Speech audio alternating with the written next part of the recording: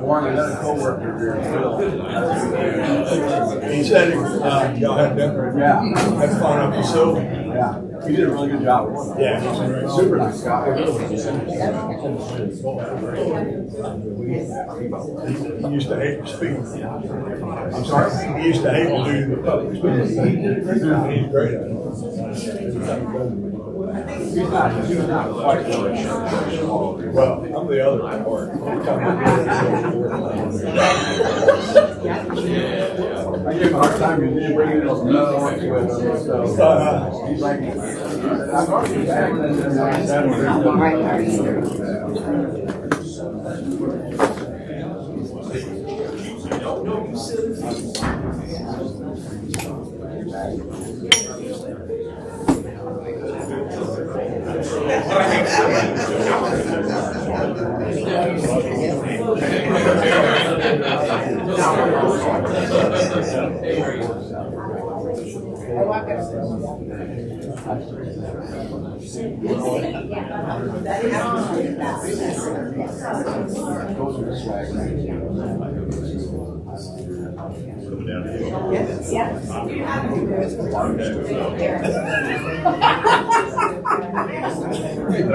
Oh, please do.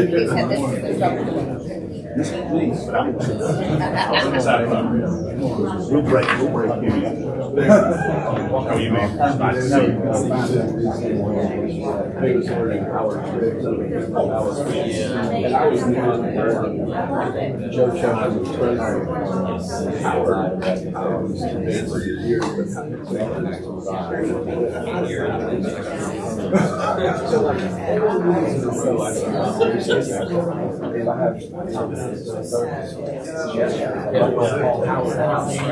So he calls you, Howard, stop talking so loud down there.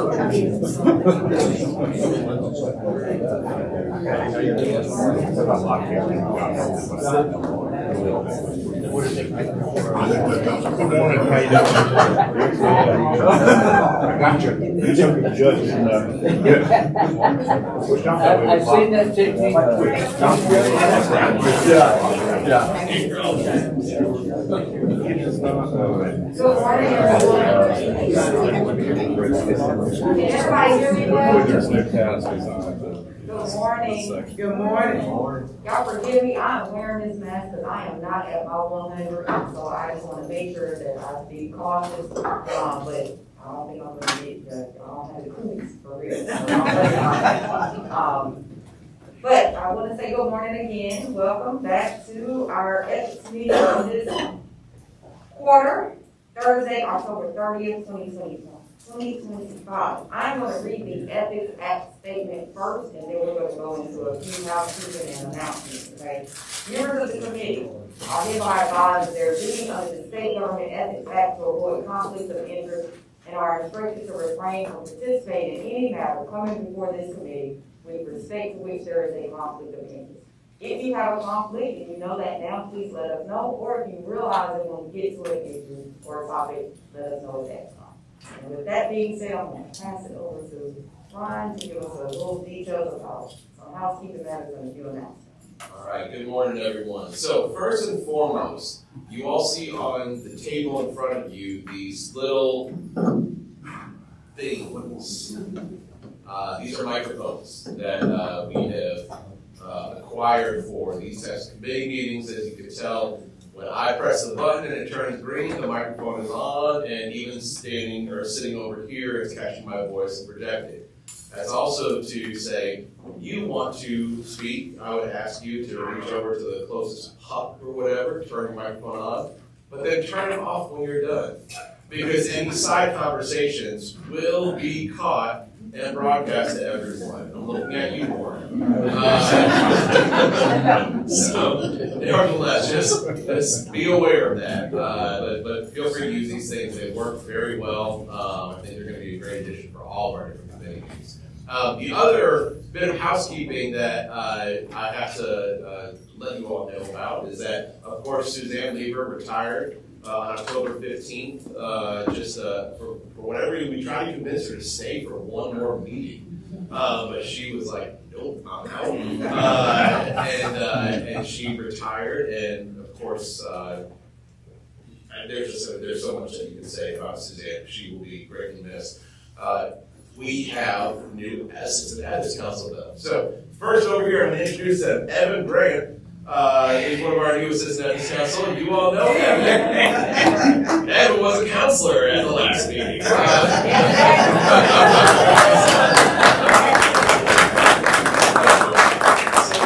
So Evan has joined us. He joined us, I believe it was late August, and stepped right in and is already just making all these different contributions. It's fantastic. And the other assistant ethics council that we've hired is Ariel Friedman.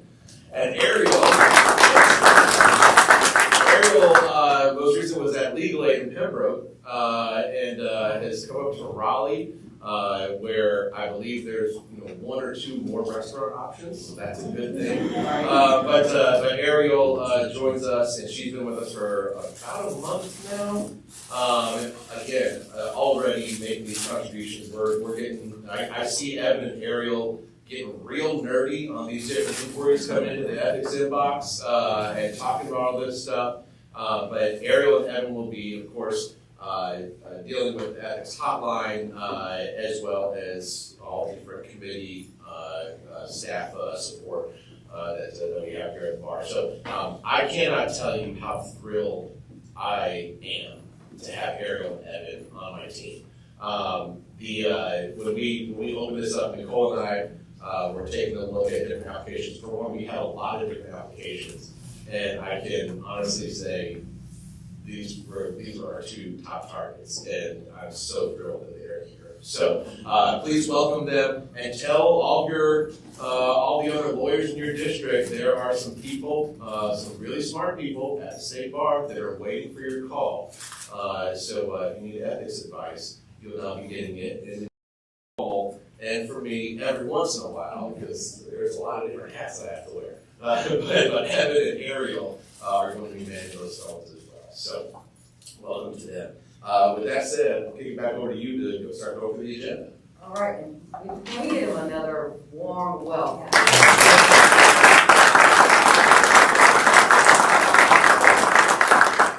Evan had to do a lot of explaining around here. And he cringed a little bit when you said nerdy and his name in the same sentence. Oh, come on. That was one funny thing that Ariel shared with me yesterday that I'm just going to share that story. We were in communications. Apparently, Ariel asked Evan, is it kind of weird to be off to the side and not have to speak? Do you want to speak? And Evan said, nope. This is quite nice. so yeah, I cannot express the joy that I have that we've got these two on our team. Awesome. With that being said, we'll move to our special agenda items, administrative matters, report on trust account audits. I know we have an introduction to this too. Yes. Good morning, everybody. So this is Todd's first meeting as the new field auditor. He's been the auditor for about 8 months. But he's been with the state bar about 7 years, so he's not new to the state bar. So I'm going to take this minute to introduce him to you. Thank you. Can everyone hear me? Yes. All right. Well, audits for the third quarter were conducted in Alamance, Alexander, Buncombe, Catawba, Cherokee, Durham, Forsyth, Guilford, Iredell, Mecklenburg, New Hanover, Orange, Rockingham, Wake, and Wilkes County. One audit each was conducted in Alamance, Alexander, Cherokee, Iredell, Rockingham, and Wilkes counties. 2 audits each were conducted in Catawba and Durham counties. 4 audits were conducted in Hanover County. 5 audits each were conducted in Buncombe, Forsyth, Guilford, Orange, and Wake counties. 14 audits were conducted in Mecklenburg County. The 2 most common rules violations were that 40% failed to take the required 1-hour trust account COE course, and 36% failed to provide a copy of the bank directive regarding checks presented against insufficient funds. Based on the geographic plan for 2025, audits for the 4th quarter will be conducted in Cabarrus, Caldwell, Chatham, Forsyth, Gaston, Guilford, Barnett, Haywood, Jackson, Johnson, Lincoln, Mecklenburg, Orange, Person, Surrey, Union, and Wade counties. Thank you very much. Thank you so much. Anybody have any questions? Oh, yes, any questions?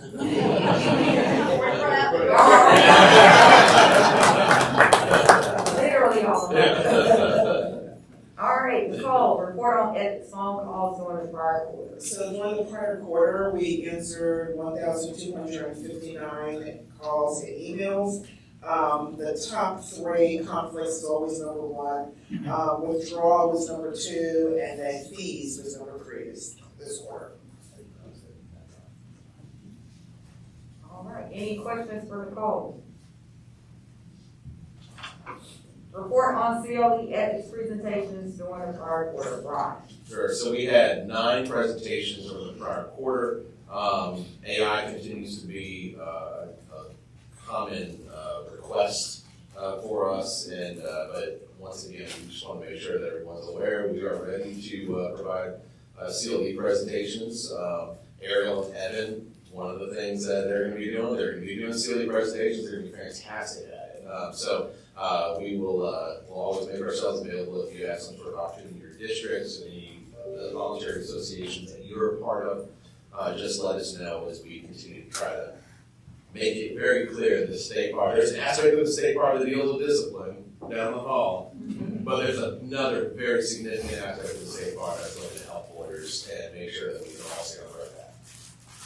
All right, yes, sir. I just want to add one thing. I know in early September, Brian and Professor Murphy came to our firm, like having Fred Rogers and, I'm sorry, Fred is there to do the Rogers.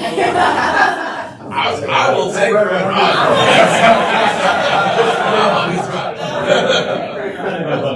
But it was a big hit. We had 120 plus lawyers that attended, and I would encourage you, if you have an opportunity to get them involved in your own community, to do so.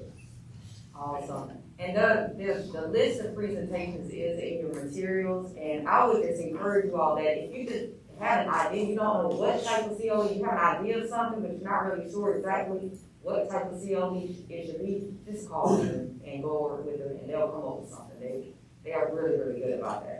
Can I add just one thing? Yes. Before you move on? 1,259 calls and emails in the quarter is astounding. You guys are just great. And that coupled with all the other stuff to do is just, that would be 100 a month if it was over a year. And just to do that in a quarter, it's really amazing. So thank you all for your hard work. Thank you. Appreciate that. That's awesome. Thank you. All right, so now we'll move into our pending inquiries, our subcommittee reports, proposed 2025 FEO 3, client consent to annual rate increase. All right. Sure. So this one, proposed 2025 FEO 3 was published previously or earlier this year. We received some comments during the publication period. This is the opinion that that addresses this question of, can a lawyer include in their fee agreement some sort of provision that permits the lawyer or the law firm to impose annually or some sort of annual rate increase to their fees. Is that something that can be contracted at the very beginning? And of course, it explores those questions of what does that language look like, if it's even permissible? Does there need to be any sort of notice that goes to the client before that increase takes effect, and things of that nature? The original opinion, we published it, was really focused, I would say it was focused on, because it came from grievance, the scenario that grievance was dealing with, it was focused on more of the kind of the smaller law firms, maybe a solo practitioner, and it did not take into account the different practices, particularly with regards to large corporate practice, because there's a lot of differences between the individual looking for custody order versus somebody who's looking for some sort of, I don't know, ongoing representation in all their business dealings across the world. And so we had a subcommittee meeting and tried to flesh out some of those differences. We had some of the folks that offered comment join us for that meeting, and were able to talk about these different perspectives, the different experiences they have with their specific clients, and how their firm structures their agreements.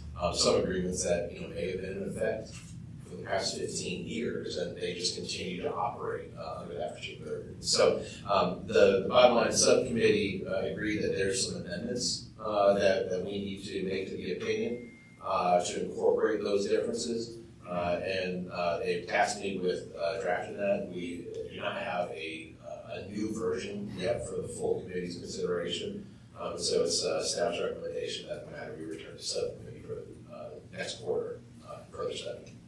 All right, Dave, do you have any additional? Not much. I think that we listened a lot, and then we're going to go back and have a lot to work on to figure out how to make this a one-size-fits-all opinion to make sure we don't affect one type of firm versus the type of firm that we're really focused on from the inquiry. All right, any others from the subcommittee have any comments? Anyone from the full committee? All right. Do I have a motion to return this to subcommittee? So moved. On a second? A motion and a second to return this to subcommittee. Any discussion? All those in favor, please say aye. Any opposed, nay? All right, return to subcommittee. Next, we'll move to the Kent Public Defender offices in the multi-county district, and we'll start with Nicole. This is one that has been around for a while, as you all know, as we do in the ethics committee, which is why we do such great work and why things come out so right. But this is one where we received an inquiry from Mr. Kent asking about how to deal with conflicts of interest when public defenders are in a multi-county district. They have multiple offices, and whether or not there is a way to resolve conflicts when they have either a co-defendant or a witness and a defendant, and there aren't any lawyers out in the private sector to be able to take over these conflicts cases. So first we drafted an ethics opinion. So we went to revising Rule 1.10 on imputation of conflicts. So after much discussion, and several revisions, the rule now, the proposed rule amendment deals with, we've separated out lawyers who work for the Department of Justice. They have a statutory mandate to provide legal assistance to state agencies and to other individuals. So the committee was make sure that with their conflicts, they could address it by screening and providing notice. Just like in other parts of the rule where if there is a conflict of interest and someone's going to be screened, then they can handle it that way. So Rule 1.10F deals with the lawyers at the Department of Justice and says that when a lawyer in the Department of Justice has a conflict of interest, that conflicted lawyer can be screened and then provide notice to the affected clients. The committee was concerned that including lawyers who work for the Public Defender's Office in Rule 1.8F along with the Department of Justice would cause confusion and problems regarding, and they were concerned that it would mean that lawyers in the Public Defender's Office could represent co-defendants who were adverse to each other, or a defendant and a witness who were adverse to each other. So to resolve that, we created Rule 1.10G, which provides that if a lawyer in the office has a conflict under Rule 1.9, which is duties to a former client, then that lawyer can be screened off and provide prompt notice and screening to resolve the conflict. So that is where we are, and our staff recommendation is that it's ready for publication. All right.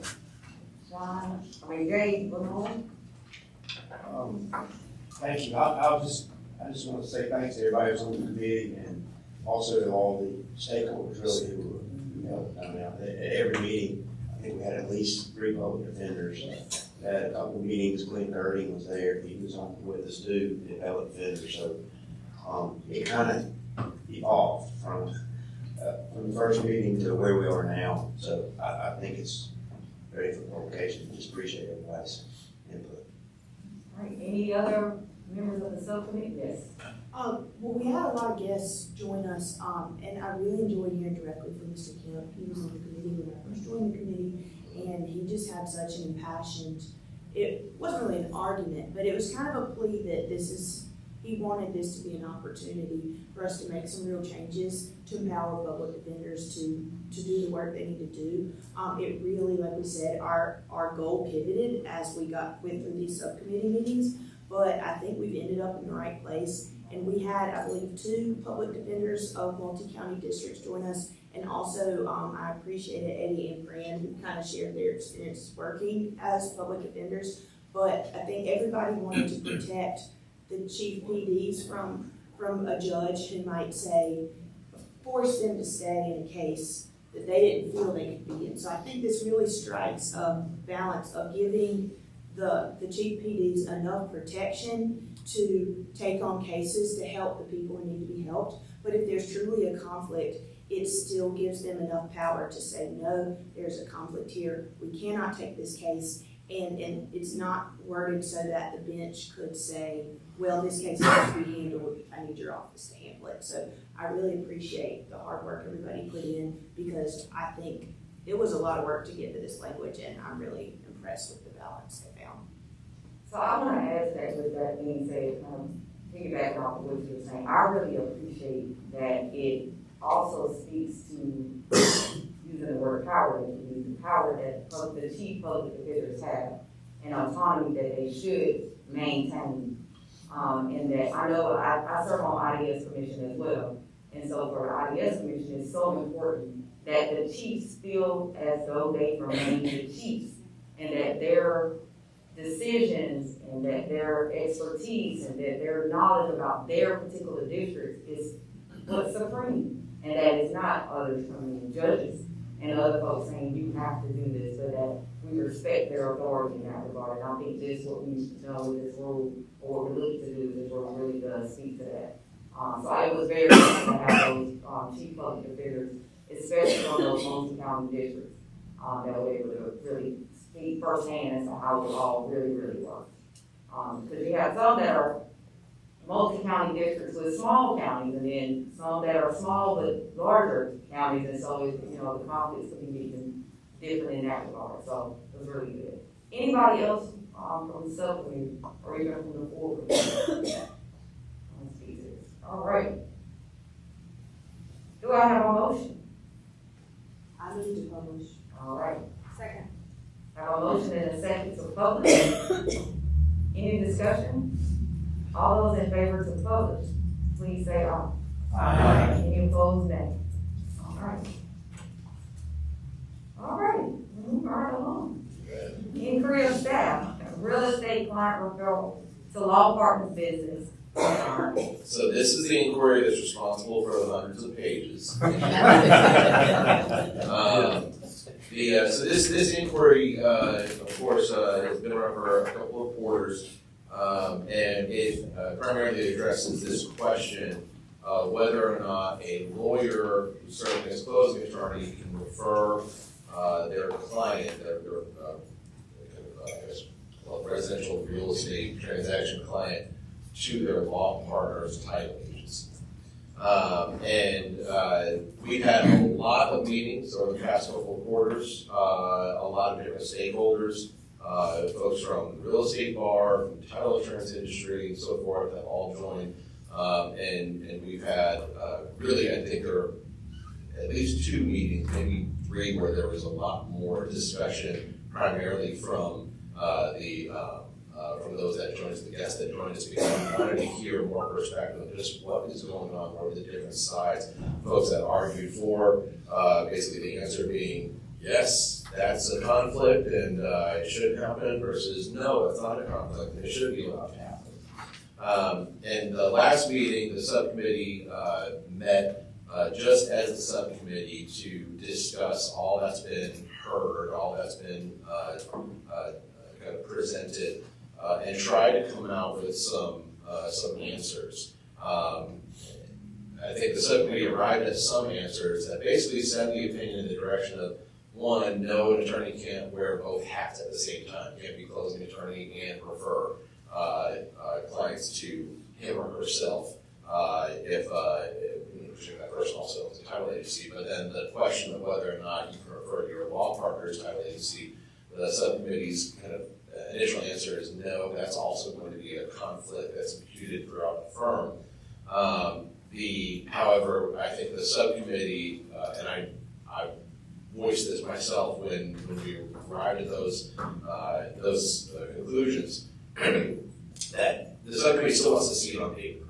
Once you put the opinion in writing, we have not drafted an opinion for full consideration just yet, because this was such an interesting, complex sort of issue that we didn't want to have something on paper that gives any sort of or probably misleads or gives anybody the opportunity to misinterpret exactly where the committee's going to go, because of course we're in the drafting, vetting stage. So we have some initial answers right now, but we don't have an opinion.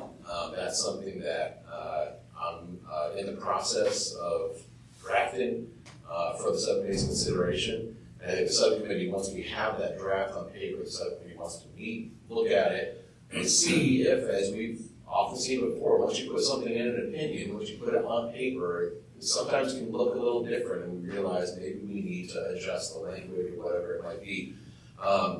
So we're still in the drafting stage. The staff's recommendation that it be returned to subcommittee for further study, with the goal of having an opinion for the committee's consideration, for at least a proposed opinion for the committee's consideration in January.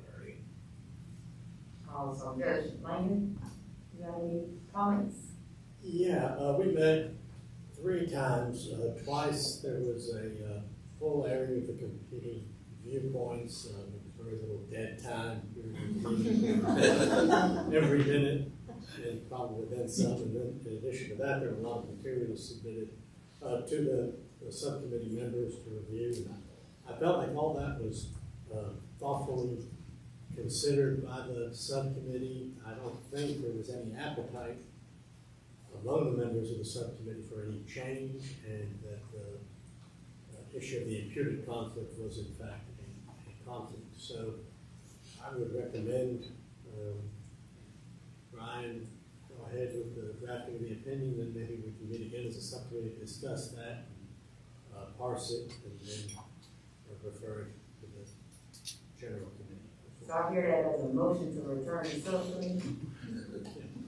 Second. All right. Do I have a second? Second. All right. I have a motion and a second. Any other discussion? I'll mention one thing. I'll use my button this time. As a commercial real estate guy, I was super excited that we had this issue come up, because I think that this is probably the only one I'll ever encounter. And we really educated Judge Langen on title insurance. Probably knows far too much, but these meetings were amazing, because we had people that were really leading lights in the real estate industry across the state who were on the Zoom. My gosh, you just look at that, and it was a dramatic array of different people from different areas. But I think the bottom line is, we think that there's a great checks and balance system here in North Carolina that doesn't exist other places. It's unique, distinctive, and I think correct. And if you're talking about serving the public, our premiums for title insurance are super low here compared to others, and our experience with title claims is extremely low, because I think you got basically 2 different perspectives in terms of the focus on title insurance, and it's something that I think really does serve the public well. I know we'll get into that more in January, but anyway, I think the subcommittee's done great work. Great job leading us. Thank you so much for the comment. If I can offer just one quick little thing, you want to know how popular this is? I was looking to see the views on these videos. These meetings have generated the most views that we've had of any subcommittee meetings. One of them actually had 1,500 views. The others were in 630 views, 718 views. I'm sorry, Nicole, but your meeting from about a month ago on the next one we're going to talk only has 40 views. But yeah, there's a lot of interest. That's all to say. There's a lot of interest in this opinion. And to anybody who's, I can see there's some folks that are watching the live stream right now, I just have to say, is kind of just a broader perspective, the involvement that we've had is really a great picture of the self-regulating profession. And the self-regulation of this profession occurs, I think the state bar, again, people always think the discipline that's going on down the hall. But the self-regulation starts here with deciding what are the standards, what should the management be, is there a one-size-fits-all opinion, and how do we accommodate all the different practices, different localities, all the different things. So I just want to say thank you to not just the subcommittee members, but the folks that also participated in these meetings, and anybody that's watching, that's waiting for that draft opinion, so they can offer their comment, which I know is coming. But still, that's a part of the self-regulation of this profession. So it's a wonderful thing. I think it's an example of how the ethics committee is supposed to work in collaboration with the greater bar. Absolutely. You took the word right out of line. All right, I think we have the motion and the second. Not yet. All right, all those in favor of sending this back to subcommittee, please say aye. Aye. Any opposed, nay. All right, back to subcommittee. And yes, please, all you folks that are interested in that particular inquiry or any other, please get online. We like those numbers going up on YouTube. All right, and for you to just get the information. That's the most important. But we want to go back. Let's be We, honest. I mean. That's always been our goal. Inquiry of agreement, non-disparagement clause and fee agreement, or as a condition of fee dispute resolution. Nicole. So we received this inquiry from the grievance committee. Catherine Jean participated in our subcommittee meeting and explained the grievance committee's concerns. Their concern is that they receive a lot of grievances on lawyers who refuse to give a refund of a fee unless they get some collateral benefit. So the collateral benefit is the client has to sign a statement that they will not file a malpractice claim against the lawyer, and that they won't post any negative online reviews. We prepared a formal proposed ethics opinion in inquiries number 1 and 2. It deals with resolving a fee dispute that has been filed against the lawyer and the lawyer includes a statement in the settlement agreement that they want the fee dispute facilitators at the state bar to help them facilitate, that they will refund the fee, but they have to sign the non-disparagement clauses. And so the grievance committee is concerned that the problem with that is that if the fee is required by the rules to be refunded, then the lawyer should not be able to condition a refund on these on the non-disparagement clauses and not filing a fee dispute. Not filing a malpractice claim. So in inquiries number 1 and 2 rely on Rule 1.8H, which is the rule that says that you can't negotiate a malpractice claim unless you give the client notice that they can seek independent counsel, and you give them the opportunity to seek independent counsel to help the client determine whether or not they should sign this agreement. Opinion number 2 relies on Rule 8.4D, conduct prejudicial to the administration of justice, and says that a broadly worded non-disparagement clause is not appropriate, but a narrowly tailored one is. Inquiries numbers 3 and 5 involve fee agreements where the lawyer is going to put in their fee agreement, so not after a fee dispute, but before, in a fee agreement that the clients can't post negative online reviews. We found the Consumer Review Fairness Act of 2016 prohibits conditioning representation on signing an agreement and prevents enforcement of those provisions. So basically, it says that you cannot prevent someone from posting reviews about the lawyer's services. The subcommittee discussed the grievance committee's concerns.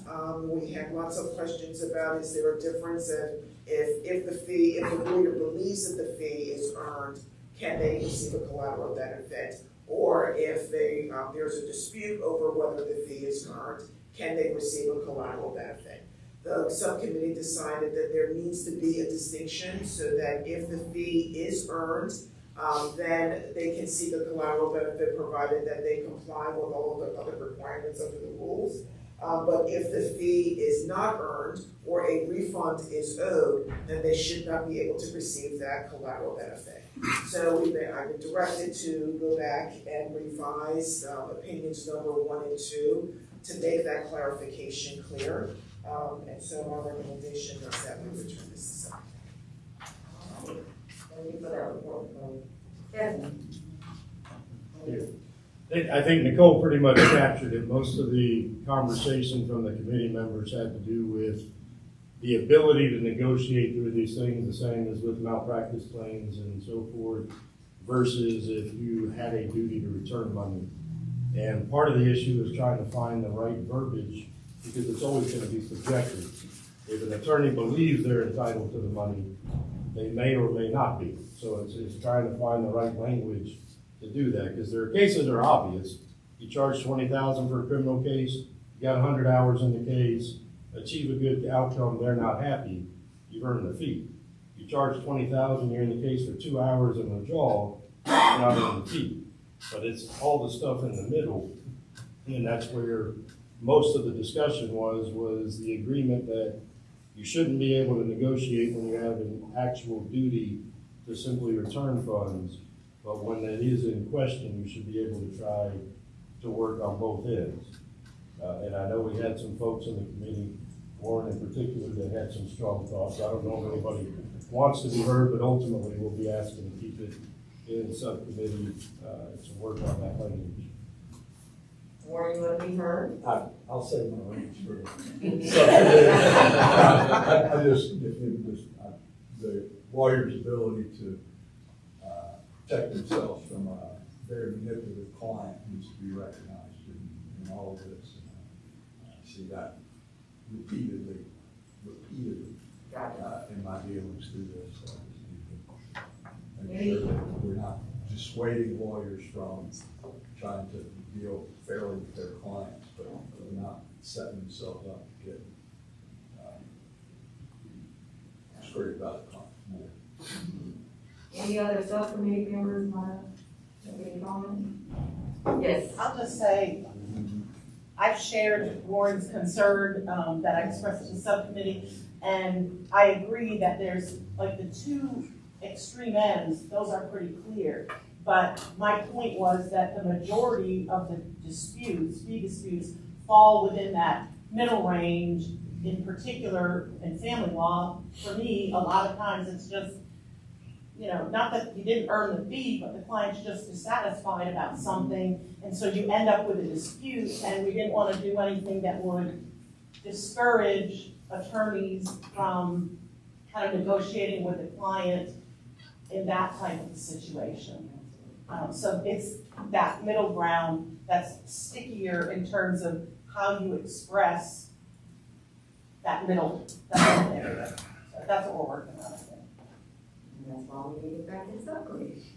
Any other comments from anybody? So I have a motion to return this to subcommittee. Motion. A second? I have a motion and a second to return this to subcommittee. Any more discussion? All those in favor of returning this to subcommittee, please say aye. Aye. Any opposed, nay? All right. And surprisingly, we do not have any reconsideration of the opinion, new inquiry, ethics advisory, rules of transmission account. So that concludes everything. I have to say, y'all, this is my last meeting. I am as chair and as a bar counselor, and I am super sad. It's bittersweet, I should say, because I have really come to enjoy the service that I've been able to participate in as a bar counselor, and especially on this particular committee. And that the fact that President Todd Brown and then Matt Smith afterwards, and then the rest of the exec board thought so much of me to ask me to serve as chair. I've really taken this as an honor. I don't take it lightly that they saw something in me and trusted me in this particular regard. And I really appreciate you all for trusting me to sit as your chair and be able to serve with Davis and all of you all. Ryan, Nicole, Suzanne. I didn't get to work with the two of you in this capacity yet, but I know you will rock it out as well. But I have learned so much from y'all. This work informed me, I know this wasn't necessarily speak, but, I was really informed more as a professor when I first got on, this council, and then as a lawyer, and especially now as a judge. So I will forever be grateful for the education that I've been able to receive in serving in this capacity and being able to just work with you all. So I just want to say that here, and this won't be the last time I see you all. Thank you.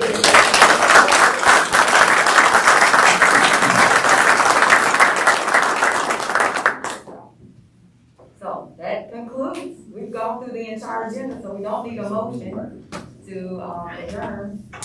Y'all have a good rest of your morning, and we'll see y'all at other meetings and all that. Happy holidays. Then. Yes. I'm good. Those